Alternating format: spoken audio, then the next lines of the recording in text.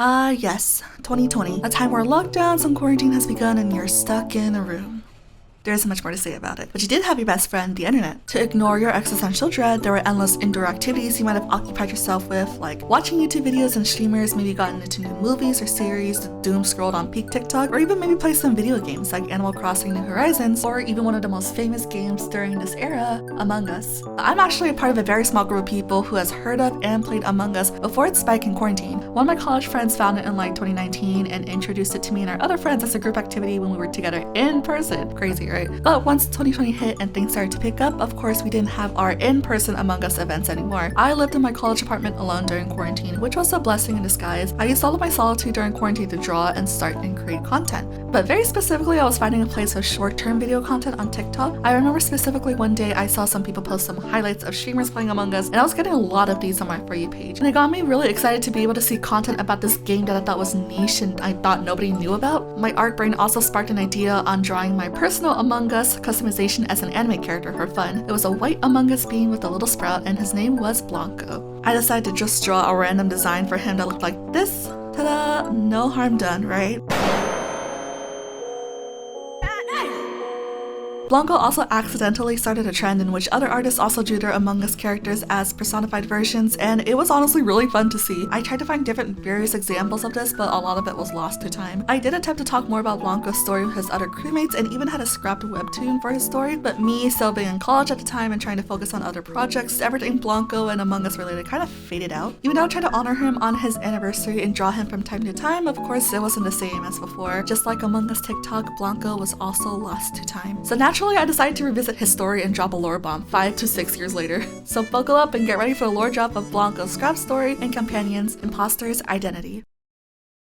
Alright, so you might know who Blanco is, but do you know who Blanco is? Blanco is the youngest and newest recruit of the crewmates of the Skeld. He is the only one who I've drawn so far depicting two different versions of himself, the crewmate and the imposter. As a crewmate, Blanco is a friendly person who is a bit reserved, but not too afraid to speak his mind or stand up for what he believes in. As the youngest, Blanco is a bit of a follower and looked towards other crewmates for guidance on what to do on the ship. He's a Skeld's electrical engineer and one of the many taskers. As an imposter, he is the complete opposite of his crewmate self, suave, a mastermind, and manipulator who considers himself a people person. He knows how to get himself out of sticky situations with fancy words and methods of persuasion, hiding his identity as the monster his crewmates set out to find. He is distinguished from crewmate Blanco with his vibrant and more yellow eyes. If you're familiar with Among Us, you'd know that back then there were only 12 colors within 2020, and I made designs for all of the colors who made up the rest of the crew of the Skeld. I was just gonna redraw the character designs that I had back then, but looking through them I wasn't quite satisfied with some of their designs, so a lot of them did go through redesigns. So let's take a quick look at the rest of the cast of the Skeld. Hakako is our red crewmate. Hakako is the vice captain, previously head captain of the Skeld. She's a very calm, collected, and almost monotone character who tries to maintain professionalism during conflict. She's usually planning ahead on what to do for her team, but her ideas mostly get shut down by the new captain that has been assigned ahead of their current mission. Blaine, our yellow crewmate, is the over-paranoid, anxious member of the Skeld and tends to be a little bit cautious of everybody and anybody. He's one of the main mechanics and taskers, and he tends to keep his mind busy by occupying himself with the most tasks and being the first to volunteer to fix things. He is quick to paint a select few as suspicious once things go south. He only has a select few people that he trusts, and one of them is definitely not Blanco. Apollo, our orange crewmate, is the main navigator of the Skeld. He's a very friendly, happy-go-lucky individual who tries to help all he can when things start to get hectic. As a person who sees the glass as half full, Apollo tries to be the mediator and see things to reason when conflict pops up. Cyan, our cyan crewmate, is the IT specialist and technician for any ins and outs of the Skeld's digital database. She is the one who built a system that detects any unregistered crewmates or imposters, as well as the detections of malfunctions that ever occurs within a ship. She's a reliable crewmate who looks logically towards any situations. Slate, our blue crewmate, is one of the main taskers, but also the main chef of the Skeld. He's a bit aggressive, easy to annoy, and indifferent to most things that don't directly involve him. Slate doesn't tend to get into business that isn't his. One of the only things he's passionate about is cooking, and he's the only reason why the crewmates were able to have nutritious meals based off of the stock that they have. Violet, our purple crewmate, is another tasker but mainly acts as the Skeld's medic. She is a soft-spoken, almost timid person who's very conflict avoidant and tends to keep to herself, though she's super knowledgeable about medicine. Health is the only topic that she feels feels strongly towards and is adamant about keeping her fellow crewmates healthy. Hunter, our forest green crewmate, is the newly assigned main captain of the Skeld, taking over Akato's previous role in the mission. One of the renowned researchers and space explorers in the mission of Mira, Hunter is a prideful and stern leader and dislikes it when things don't go according to his plan. Camellia, our pink crewmate, is in charge of communications and is the one who is the right hand to the captains, assisting them on whatever they might need, as well as ensuring that every crewmate completes their tasks. She is a cheery optimist who isn't afraid to stand up for her friends. Ebony, our black crewmate, is a secluded individual who keeps to herself and enjoys solitude. She is the head of security and tends to really only be in the security cans room, lazing around and keeping an eye on everybody. As one of the oldest members in the Skeld, she is not a big fan of interacting with the younger people. Bruno, our brown crewmate, is a main engineer and mechanic who knows his way around the hardware and technology within the Skeld. He's a realist who doesn't really take kindly to newer members who slack off, but ultimately acts as one of the superior, prestigious crewmates behind the captain, seeing that he's one of the most experienced crewmates on the ship. Viridian, our lime green crewmate, is a representative of the main administration department of the space company, Mira, who is a part of the Skeld team to help delegate any sort of questions in relation to HR and Mira themselves. She is a blunt individual who isn't afraid to be short with others. She's the one who usually creates the assignments for the taskers. Now that you've seen the revamped versions of all of the crewmates, let's dive into the story first, showcasing the original scrapped chapter 1 of the webtoon originally known as Imposter's Identity. No, it can't be. No, not Violet too! Damn it! How many of us are even left now? I caught him! You've got to believe me, Blaine's lying! I'm not the imposter! Damn. Rip Violet. Wait a sec!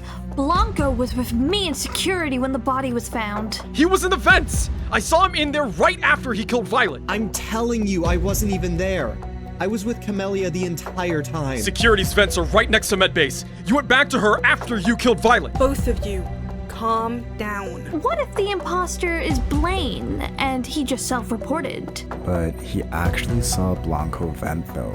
Let's just throw Blanco out. It's not Blanco! Please, Captain Akako. Alright, I'll believe you. What? Seriously? Alright, everyone. We'll skip voting for now. Okay, whatever. I'm over it. I don't care. I shall abstain as well. No, no, no! Guys, what the hell?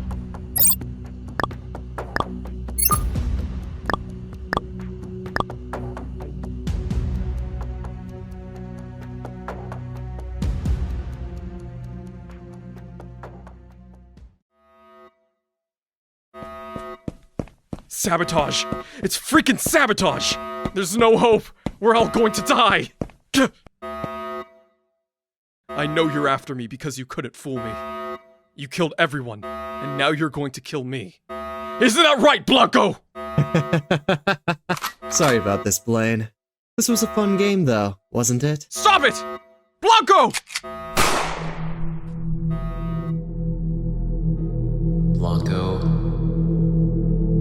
Blanco. Huh? Blanco, are you spacing out again? Pay attention during the meeting. What just happened? As Blanco looks at the other 11 crewmates staring at him for dozing off, Captain Hunter goes ahead and continues his speech. It's the final day of their mission, a long and hard journey of collecting information about the nearby planet in the far end of their solar system, Polis. Captain Hunter and the rest of the crew have been tasked to take the newly discovered research, as well as some space substances, over to the main headquarters of Mira back on Earth, where they will continue their research. After their long journey, it's the final night before they arrive home with one last round of tasks. Captain Hunter then allows Vice Captain Akako and Camellia to pass out the assignments and tasks for the day before they disperse into groups. Watching his teammates go off, Blanco notices they split up into pairs and different groups, pre-established friendships from their longer experiences on the missions. As the newest crewmate, Blanco still has a bit of imposter syndrome when it comes to working with his peers. Spotting Blaine and Violet up ahead, Blanco lights up before he gets the courage to ask if he can join them. The two crewmates exchange glances, a painful silence, a little too long for comfort for Blanco. Before Violet could speak, Blaine immediately shuts the idea down, dismissing Blanco and saying that they can do their tasks without him. Despite Blanco's attempt to insist he'd be able to help, Blaine takes a good look at him with uncertainty before going off with Violet without a word. Blanco doesn't quite understand it, but Blaine has always had the skeptical, avoidant behavior around him. Unsurprising, but still hurts nonetheless when Blaine avoids any attempt at friendly conversation. A hand then gently grabs his shoulder as a voice reassures Blanco that Blaine will come around, that he just needs to warm up to newer folks. Blanco turns around to see his fellow crewmate Apollo, who then asks him if Blanco would like to accompany him on his tasks instead. Feeling reassured and happy to be with a friend, Blanco agrees as the two walk off. The first thing on Blanco's list is to fix the wires, so the two decide to head to electrical. Blanco thanks Apollo for the company, and Apollo tells him it's no problem, saying he understands it can be hard being the newest crewmate on board. Breaking Blanco's train of thought, Apollo asks what brought Blanco to work for Mira and join the mission in the first place. Blanco states as a kid, he's always been a huge space fanatic and wanted to go see the stars and aliens. Though they haven't seen any aliens, Blanco states working for Mira has been a great experience. Apollo thinks he's quite admirable for being able to join their expedition at his younger age.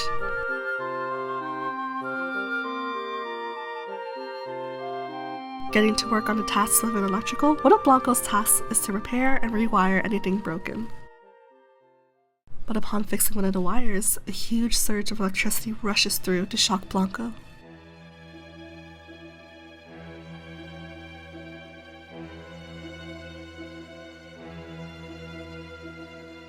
Painful flashes of visions run through his head.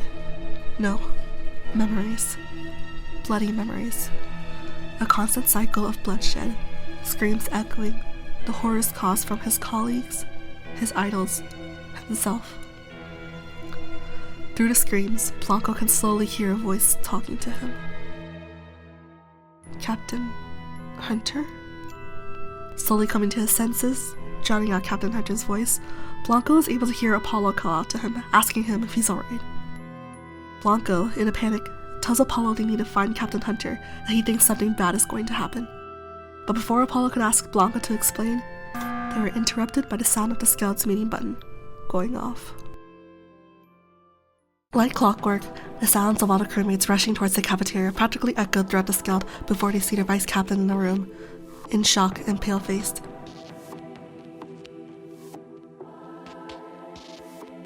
Screams of horror and panicked chatter filled the cafeteria as more crewmates stumble upon the scene. Captain Hunter was dead. Blanco feels his body getting tense, his head starting to throb while memories flash in his mind. This has happened before. And Blanco... Could it be possible there's an intruder? Not likely. They're in the middle of space heading home. Nothing was caught in cameras. Everybody's spacesuits are clean. An accident? Unlikely. Out in the open, decapitated, this was a murder. So then it's one of the crewmates. It has to be. If anybody has a motive, it would be Vice Captain Akako. A voice rings out from Bruno, quick to accuse. Figures who would be quick to point fingers, Blanco thought to himself. Bruno did work alongside Captain Hunter the longest, even before he replaced Akako as captain. Vice Captain Akako stayed strong despite being accused. She reassures the crewmates that this was not her doing, that she was assisting Cyan with technicalities in her data, this which was supported by Cyan herself. Cyan speaks this time, saying while overlooking the ship's data, they can tell how many people are on their ship and whether or not they belong in their system. But what exactly does that entail? Before they were set off on a mission from Mira, all crewmates had to get a DNA scan prior to entering the ship. With the scan, each crewmate is registered as an entity that belongs to the Scout's crew. Therefore, the ship's security can detect unregistered entities or passengers that could potentially sneak on board. Cyan then pulls up the data.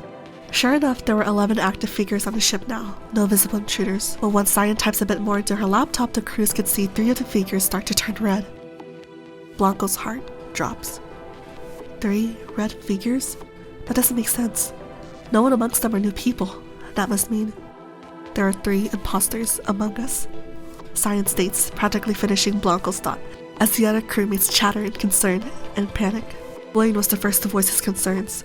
So what does that mean? 3 of them could be the killer? 3 of them aren't exactly who they say they are? Like weird space entities in disguise or something? Like aliens? Akako interrupts the chatter. There are multiple possibilities that could be the case, but now's not the time to figure out exactly how the mysterious figures came to be. The best thing they can do now is narrow down who the 3 imposters may be by collecting everybody's alibis. Seeing that there are 3 imposters and lots of duos went off together, it's not impossible for duos to be imposters as well. One by one, they went through everybody's alibis. Blanco and Apollo were working on wires and electrical. Blaine and Violet were cleaning up the vents and weapons. Akako and Cyan were filling in troubleshooting the technology and communications. Ebony was solo in her usual spot in security, but took her eyes off the cameras when Bruno walked past the security rooms. Bruno was also on his own, but he shortly crossed paths with Camellia on the way to his next task, where they continued working together. Slate and Viridian were also together working on cleaning the vents at the lower engine. But then Slate paused. He turned to Viridian and mentioned he remembered her saying she was going to go back to the cafeteria to get a snack. Viridian seemed to pale and stiffen as she glances over at Slate, saying it was true, but she never made it to the cafeteria because she got distracted and decided to clean the vents at the upper engine first beforehand. Slate questioned if anybody could vouch for her, since she would be the most suspicious person that could have done it. You said you were going to the cafeteria? So you're the only one who could have seen Captain Hunter. It can only be her at this point. Viridian starts to panic as she realizes she's been put on the spot. The mumbling of the crewmates talking about Viridian seemed to get louder and louder. How can we tell if she's an imposter or not? The number of people on the ship will stay the same if she stays. The discussions start to halt when Bruno takes a step forward. Looking amongst themselves, he announced, they have no choice but to eject her from the Skeld. Blanco's heart starts to sink to his stomach as he realizes the state Viridian must be in. What if they're wrong? That's a risk they're going to have to take. This is insane. Tossing out one of their own crewmates? It's only fair we make it a diplomatic decision, right, Vice Captain Akako? Bruno spoke as he turned to their Vice Captain, the other unsure whether or not to proceed with the notion. It's only fair, she replies as she turns to Viridian with guilt. For the protection of the Skeld, they're going to have to start the voting. Blanco glances over at his panicked, frantic colleague, angry, in disbelief and denial for what will soon happen. Viridian's eyes quickly scan the room, filled with people who will soon betray her. Viridian starts to panic and plead and sob, insisting it isn't her, begging her peers to believe her. She didn't kill the captain. It's not her. They have to believe her. It isn't her. But the vote was already over.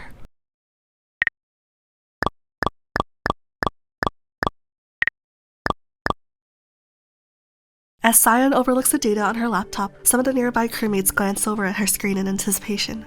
What remains now is 10 figures, but there are still 3 red figures left on the screen. Viridian was not the imposter. The weight of realizing what the other crewmates have done crushes them as they each cope in their own way. Some crewmates feel the guilt rushing through their bodies. Some crewmates didn't feel sympathy at all. Some crewmates direct the blame on others. But all Blanco can do is wallow in his own guilt as he watches his fellow crewmates try to figure out the next step they can do. His thoughts come to a stop when he hears Vice Captain Akako speak, trying to make the peace and calm everybody down. They must complete their task as quickly as they can, she said. That way, they can fully be prepared for the way home. Once they get home on Earth's land, they can safely determine who the imposters will be. Until then, she wants everyone to stick into pairs so they can keep an eye out on one another. As Akako speaks, Blanco could feel his head hurt, more visions slowly coming to his head. Captain Hunter's voice is calling out to him again, though his voice slowly gets more clear. Blanco, all the 3 of us have to do is get rid of a couple more crew members. You can manage that, right? It's Captain's orders, but I know you enjoy it. Enjoy what? Killing the others.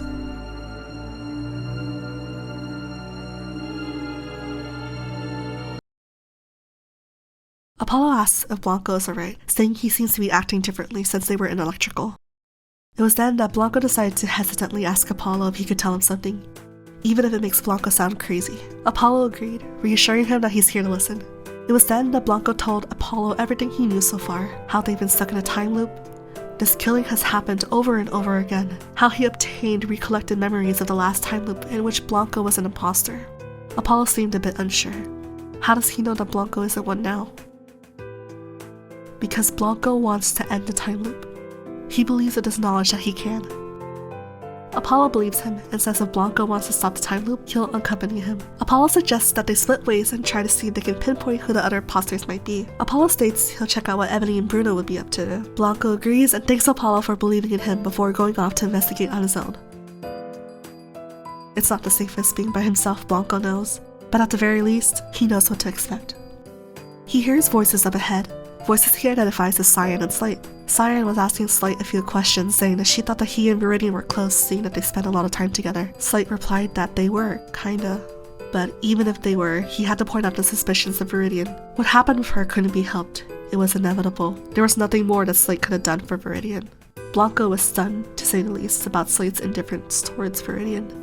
Without thinking, he chimed in, asking Slate why he would even accuse Viridian of being the imposter if they were close. Her being thrown out was completely avoidable. Slate, already visibly irritated, was annoyed. Blanco inserted himself into a conversation that didn't involve him. It didn't matter whether they were close or not. Viridian was suspicious and they did what they had to in order to protect the guild. But before Blanco could refute, Cyan broke up the fight. Fighting against one another isn't the solution. All they can do is continue moving forward and listen to one another in order to get through this and not lose anybody else. Slate, unamused, rolled his eyes before leaving the room on his own, leaving Cyan and Blanco together. Blanco apologizes for instigating a heated argument. He just couldn't believe they ejected Viridian so quickly like that. Cyan is sympathetic to Blanco's feelings, saying she understood where he was coming from, but they can only do what they can now to help everybody else with 3 possible killers on the ship. Blanco takes a deep breath, calming down before he notices Cyan still fiddling with the data on her laptop. Is it not fixed yet? What is she trying to do? Cyan states that she's attempting to try and fix the code to identify who the imposters are so they don't need to carelessly eject their fellow crewmates anymore, but somehow there's a virus that continues to override her data. Blanco admires her perseverance to help the guild. He wishes he could be able to help, but Cyan insists that Blanco's doing the best he can. He still holds empathy in his heart for others. That's very helpful during these stressful times. Blanco then asks what drove her to join the guild when there are surely more opportunities for her back at home. Cyan explains that back at home they are limited. She feels most members of the guild share the same sentiment about space being filled with fascinating new discoveries. Space is somewhere that can lead her to places she can't even imagine. The world of outer space is infinite. To keep seeing where their journey takes them, Cyan wants to be able to help everyone reach their goals as safely as possible. Blanco admires Cyan's strength and says his goodbyes before leaving the room to continue his investigation. But then Blanco stopped to think. If anybody could help with figuring out the time loop, it would be Cyan. The data on her laptop would be beneficial for figuring out how the time loop started. Blanco, feeling helpful, went back into admin to confide in Cyan.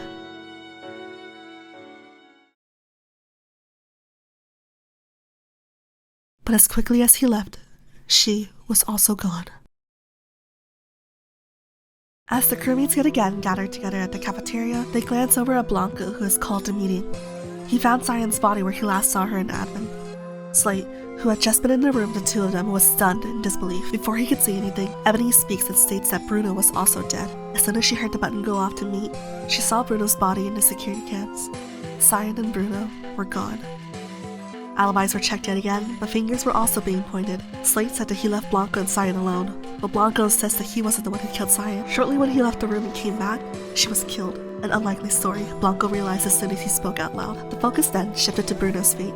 Blaine stated that he saw Apollo with Bruno earlier, framing him as a contender to be an imposter, but Ebony shut it down, saying that it would be impossible, saying that Apollo was with her during the times of the possible killings. Yet again, Blaine and Violet were together, Vice Captain Nakako was with Camellia. Blanco and Slate were the only ones without solid alibis, but of course, all eyes were on Blanco as the most suspicious person. Slate immediately jumps to accusing Blanco, claiming that he knew he was suspicious the entire time. Swallowing down on his hurt feelings and fear, Blanco helplessly watches as Blaine also backs Slate up, encouraging the others to eject Blanco. But Camellia steps up defending Blanco, saying that them jumping to conclusions last time was the reason why they falsely ejected Viridian in the first place. They can't do this to another friend. Camellia. Seeing his friend stand before him awakened another memory. Camellia, standing beside Captain Hunter, the imposter version of Captain Hunter, discussing strategies with Blanco. So he sees. She was also a part of the imposters last round, but if the patterns were similar to that of Captain Hunter's and Blanco's, perhaps this time around she is still on Blanco's side, just in a different way. Maybe good friendship transcends the time loops. As the crewmates continue to argue, Vice Captain Nakako stops them again, saying that Camellia was right and jumping to conclusions won't do them any good. Seeing that there are an even amount of them left, Akako suggests that they strongly stick to their pairs. If anybody wanders off, they're automatically deemed as suspicious, and she will take the responsibility of watching after Blanco. The crewmates reluctantly agree, more suspicious of one another than ever before.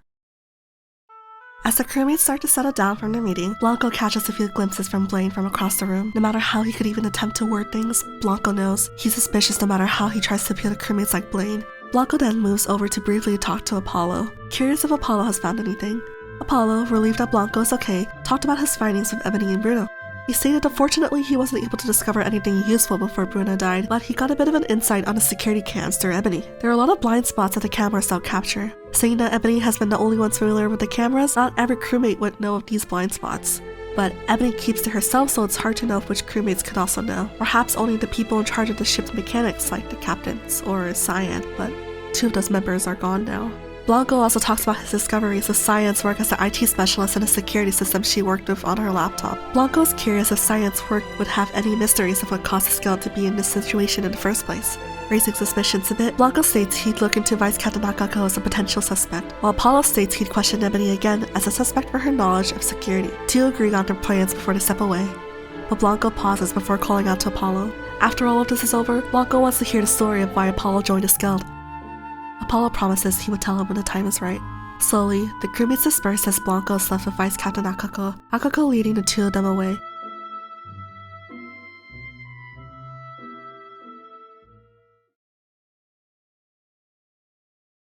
As the 2 spend time together in silence, slowly working on a checklist, Blanco seems a bit surprised on how well Akako is keeping it together.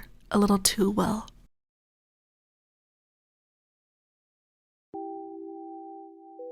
Blanco asks if she's alright. Akako, unsure of her answer, states that she's doing the best she can as the next head of the Skeld, but she's unsure if moving forward and brushing the dust off of their fellow crewmates is the right call. Blanco tries to steer the conversation into a lighter tone by saying this was probably the most difficult situation she's been in with her crew. He apologizes. She must have been carrying so much burden being the next head of the situation. Blanco takes the chance to ask Akako about her previous missions, back and forth from Polis and Earth. Akako talks about how they were usually a lot smoother. She enjoys space, but she always loved the journey back home the most. She says that she loved seeing the view of Earth in its entirety from far, with the asteroids and the moon surrounding it. She knows that when he starts seeing more asteroids in the sky, that's when they're getting closer to home.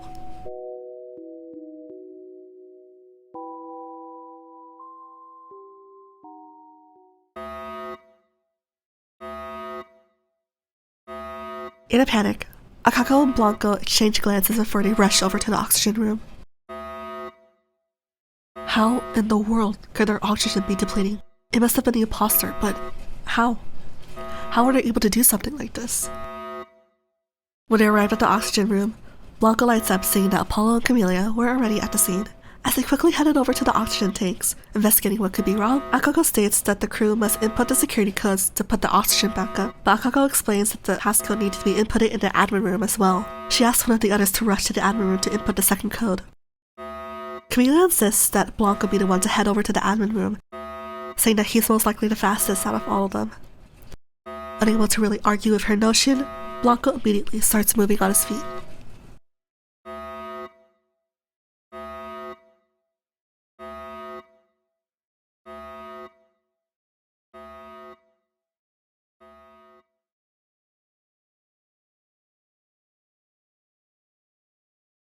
The emergency button was hit yet again. The oxygen party rushes back to the cafeteria after they hear the emergency button ring. There, they see a frantic-looking Blaine and Violet, with Slate trying to calm the 2 down. Loudly, Blaine exclaims that he saw Violet murder Ebony, to which Violet denies every claim. Looking back and forth between the 2, the party is stunned to see them act like this. Ebony is dead. She was found in the very security room she's always been in. Slate said that he ran to check on the area as soon as he heard screaming during the oxygen depletion, thinking somebody may have been attacked. He didn't expect to see the scene right in front of him.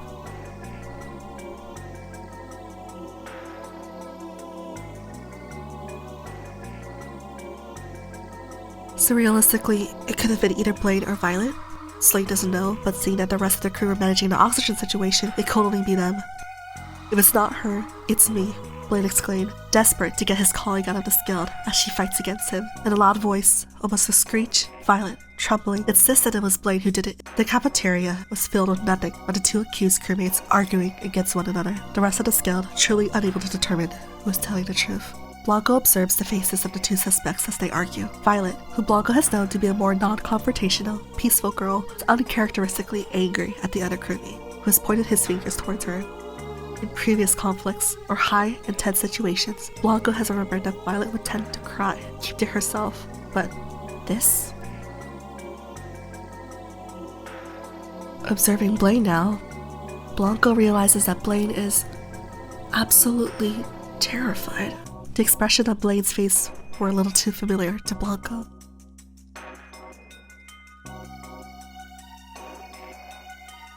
Flashbacks of those panicked eyes being afraid of Blanco are now, instead, being afraid of Violet. Blanco steps up to vouch for Blaine, believing in him. Though the other crewmates aren't sure, it was Apollo who then stepped up and spoke and said that he'll side with Blanco. If their call is incorrect, all they have to do is eject Blaine next, right? What is there to lose? Violet starts trembling and sobbing in protest, but her sobs turn to anger and frustration. How did things end up like this? All she wanted to do was lay low and follow instructions. It wasn't supposed to be like this. She did what she was told. So why did she end up here? As Violet rambles to herself, the rest of the crew started their voting.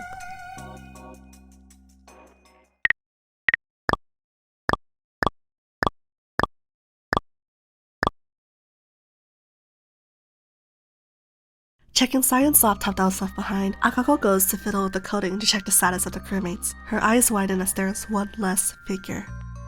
They were correct. Well, Violet was one of the imposters.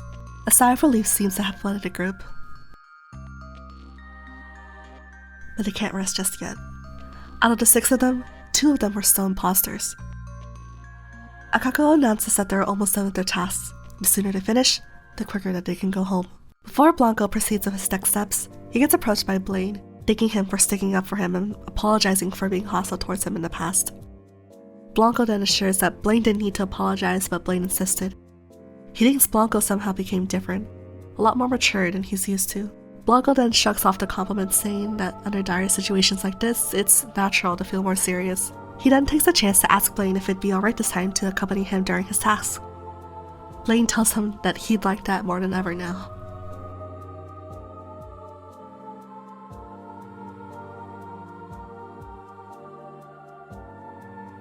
As they head over to Blaine's next task, Blaine asks if Blanco has any left. Blanco states that he's practically finished his, but he's focusing on a different mission now.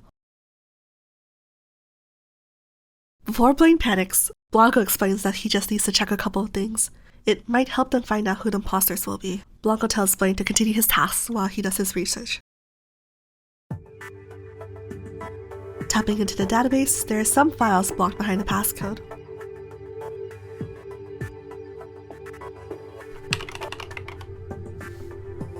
While Blaine works on his tasks, Blanco scrolls through the database. A lot of stuff in regards to the mission is information that he already knew. Their objective, their goals, their mission status. Everything is the same. Curiosity ensues as Blanco switches to the ship's information.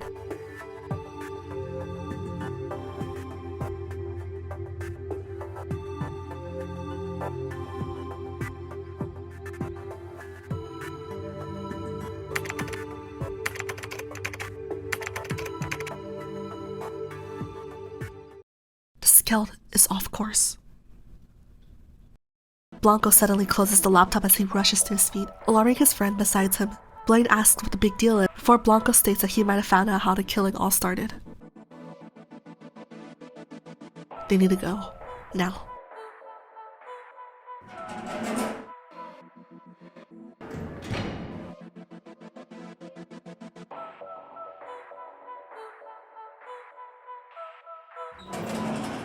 Facing the door that suddenly closed between them, Blaine rushes towards the door, knocking and slamming against it, calling out to Blanco asking if he's okay. Blanco yells out and tells Blaine to just run and hit the emergency button.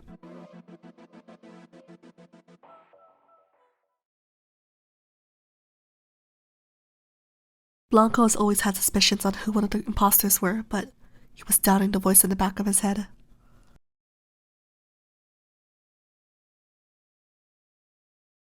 It seems Apollo trapped the wrong crewmate.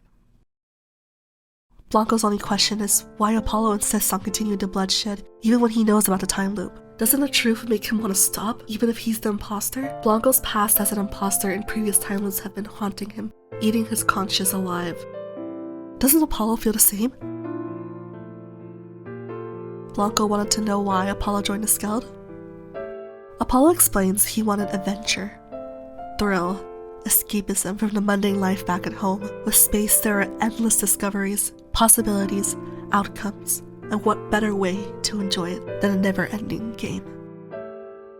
Apollo asks why Blanco is trying to play hero, to fix his past mistakes, to own up to the singular round of the time loop out of hundreds that may have happened already. Blanco can't erase the blood on the hands of himself or everyone else on the ship. Endless possibilities, endless times every one of Blanco's friends have been an imposter, whether the imposters lose or not.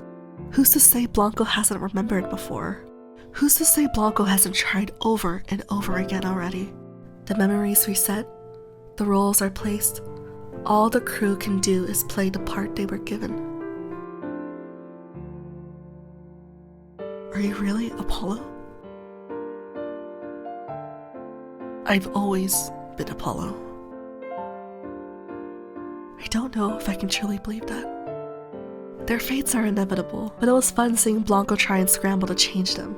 Blanco really didn't do all that much now that Apollo thinks about it. All of that work led up to nothing. What a shame.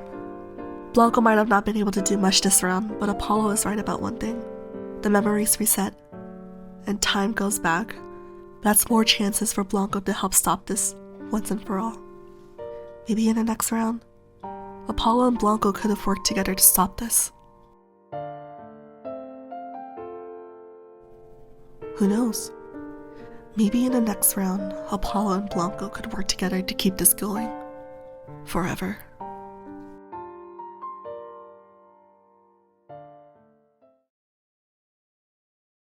As Blaine rushes to hit the emergency button in the cafeteria, he stands there in anticipation, watching and waiting for the rest of the crewmates to come rushing in.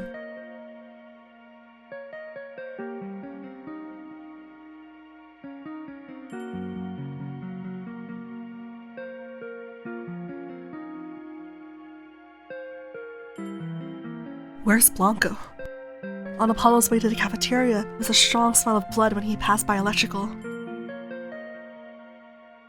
Blanco is dead. A wave of silence filled the room as the crewmates are shocked by the realization. Blaine, feeling guilty Blanco sacrificed himself for him, is torn. After all the times Blaine has shown him disinterest and distrust, Blanco still saved his life. The remaining crewmates glance at one another. Blaine, Akako, Camellia, Slate, and Apollo. Who would kill a beloved friend of theirs? One who tried to stay optimistic during the killings? One who tried to figure out what was going on? Blanco risked his life to save Cyan's laptop so the imposter wouldn't get a hold of it. So who did it? Who killed Blanco? The one person who has always shown disdain towards Blanco. It couldn't have been anybody else, right? Slate? What? Connecting the dots that were strategically placed in front of them, Blaine, Akako, and Camellia start mumbling amongst themselves as Slate's heart immediately drops, realizing he's been set up. It's Apollo! The imposter is Apollo! Slate realizes too late, frantically defending himself. He's innocent. He's being framed. But as he feels the eyes of his fellow crewmates fall towards him, Slate realizes no matter what he protests, the rest of the crew won't believe him. He underestimated how things could have turned out. Slate kept to himself while someone like Blanco was able to make connections so quickly with the other crewmates. But that connection would be everybody's downfall. They'll learn soon they made a mistake that would put them directly in the grave. After Slate was ejected from the ship, Blaine looks over towards Vice Captain Akako. Was Slate the imposter? They should check if they're right? Akako agrees as she goes to check the data on Cyan's laptop. But how strange. The laptop seems to be glitching. Did it get damaged? Blaine insists that Akako might have done something wrong as he takes over to input the data. There's no reason why it would stop working now. Continuing their chatter, immersed in their determination to check their data, the two fail to realize behind them the imposters that have already claimed their victory. Hello friends, thank you so much for watching the entirety of the Imposter's Identity Animatic. Friends know that this project was a super long work in progress, so much that the actual Among Us cartoon came out in the middle of this video production, which you should watch by the way. And I'm so glad that this is finally done. Though this animatic was as long as it was, it still wasn't enough time for me to explore some aspects of the story that could provide further context and world building. Let's go to a brief Q&A session. What exactly is the time loop? The time loop that Blanco and the crewmates go through is the representation of the in-game grand mechanics. Every time a party goes through an Among Us game, the roles of a crewmate and imposters are reassigned. In-universe, the time loop exists within a dangerous section in space. As the ship is traveling, it is constantly trapped in a loop for an unknown duration of time, and in this moment, the skeld has not gotten out. How did the crew get into the time loop in the first place? From Blanco's journey, we see that Blanco discovers the skeld has gone off course. The only reason it could have gone off course without any of the higher-ups knowing is if a crewmate has the ability to steer the ship off course in the first place. The only person who could potentially fit that description is the navigator, Apollo. But did he do it? What is the imposter, really? Initially, I wanted the imposters to be an evil version of the characters, but I felt like it didn't really work within the story. So I decided that the imposter would be an alien entity, a type of parasite that snuck into its way into the skeld. Seeing how there are 3 imposters, there would be 3 of these aliens within the skeld in the story. They cling onto their host while infecting their nervous system, causing them to act towards the imposter's murderous impulses. Are the imposter versions of a character really that character? Yes and no. It's a little bit complicated, but the imposter's influence on a crewmate more so heightens the areas of malicious intent. So some of the characteristics of imposter versions of a crewmate could be their own, just brought out, but it is, in the end, manipulated emotions. For example, Apollo and Camelia's characters as imposters for the most part seem to be their own character and their own feelings, to the point where the fellow crewmates don't suspect a thing. But some out-of-character moments for Violet were seen prior to her ejection, her acting more agitated and angry, as well as this being seen with Apollo during his last moments with Blanco where he seems more sinister. But would they have malicious intent without the influence of their imposters? Though the story I've shown has ended very technically at the end when the imposters win, the skeld reaches the end of the wormhole, time resets, meaning that the story was just another round added to the list. When time restarts, everyone is alive again, with all the imposters choosing another set of 3 to choose as their own host, randomizing with every reset. If Imposter's Identity were to be an actual series or webtoon, the story would have acted as a season 1, while future rounds could be future seasons, but that'll be stories untold, or even stories you could write yourself. Shout out to my wonderful Arttuber friends who volunteered to voice act some of the crewmates for the webtoon section. You all really helped me bring this project to light. Thank you so much everyone again for watching, and until next time.